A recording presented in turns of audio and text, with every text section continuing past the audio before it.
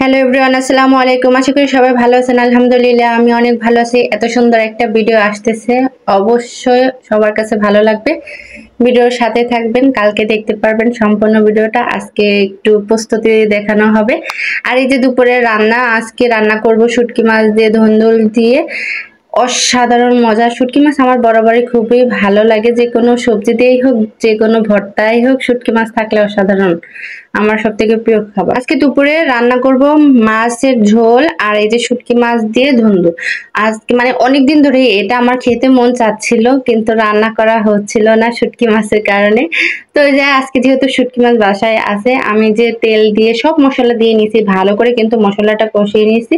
আর আমি এটা একদম পেঁয়াজ বাটা দিয়ে রান্না করতেছি, আস্ত পেঁয়াজ দেইনি, মানে পেঁয়াজটা কেটে দিইনি, বেটে দিয়েছি। তো পেঁয়াজ, তারপরে রসুন, যেহেতু শুটকি রান্না করতেছি একটু রসুন বাটা না দিলে হবে না, কিন্তু রসুন বাটা, জিরে, লবণ, ধনে গুঁড়ো, মরিচ গুঁড়ো সবকিছু দিয়ে মশলাটা কষিয়ে শুটকি মাছটা দেওয়ার পর তারপর দুন্দুলটা দিয়ে দিয়েছি। আর এই যে মাম্মার জন্য এটা রান্না করা হয়েছে। মাম্মা এই যে, যেহেতু ও মাছ ছাড়া একটু কিচ্ছু খেতে চায় না, ওর জন্য প্রতিদিন আমার মাছ রান্না করতে হবে। মাছটা যদি না পারি, মানে না দেই, সেদিনকে আমার ডাউল রান্না করতে হবে। এই দুইটা ওনার সব থেকে প্রিয় খাবার। কার কার এই দুইটা প্রিয় খাবার বলবেন তো। কার কার বাচ্চা ডাউলটা পছন্দ করে, বিশেষ করে আমার মেয়ে কিন্তু ডাউলটা পছন্দ করে খুব।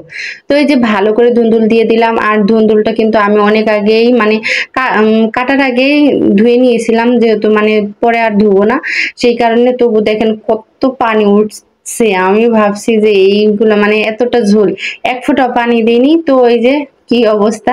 আর ভাবতেছি এতগুলো ঝোল কিভাবে শুকাবো। তো অনেকক্ষণ জাল পাড়ার পর এই যে এই অবস্থা হয়েছে।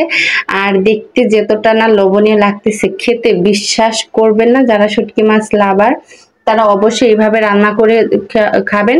ধুন্দুল বা বেগুন দিয়ে শুটকি মাছ কিন্তু অসাধারণ মজা লাগে। আর এই যে এখন আমি খাচ্ছি অনেক তৃপ্তি করে। তো ওই যে বিকেলবেলা ওর বাবা বাজার থেকে জাম্বুরা নিয়ে আসছিল, আমার সাথে সাথে বলতেছে আমাকে কেটে দাও। আমি বললাম যে আমি এখন পারবো না, বাবুকে পড়াচ্ছিলাম। সেখানে যে এটা জাম্বুরা নিয়ে এসে কাটতেছে আর আমাকে খাওয়িয়ে দিচ্ছে, বাবুকে খাওয়িয়ে দিচ্ছে। মানে উনি তো খাবে না, মূলত আমাদেরই খাওয়াবে। উনি কোনো ভালো কিছু আনলে বা কোনো খুশি আনলে সাথে সাথে খেয়ে টেস্ট করে ওনাকে বলতে হবে, সেটাই হলো তার খুশি সব থেকে। তো এই যে মেয়েটাকে খাওয়াচ্ছিল আর আমাকেও দিচ্ছিল, আর আমি একটু ভিডিও করতেছিলাম। আর আসলেই সত্যি জাম্বুরাটা অনেক ভালো হয়েছে। ওনাকে যদি বলি যে এই জিনিসটা না আপনি ভালো হয়েছে, উনি আরো বেশি খুশি হয়। তো প্রশংসা শোনার জন্যই উনি বরাবর এটা করে। আর এটা হলো কালকের ভিডিও থাকবে মুনতাহার বার্থডে। মুনতাহার বার্থডের মধ্যে ওর বাবা সাজাচ্ছিল, সেটা একটু ভাবলাম ভিডিও করে ছেড়ে দেই। কালকের ভিডিওটা কিন্তু অসাধারণ হবে, সাথেই থাকবেন। আল্লাহ হাফেজ।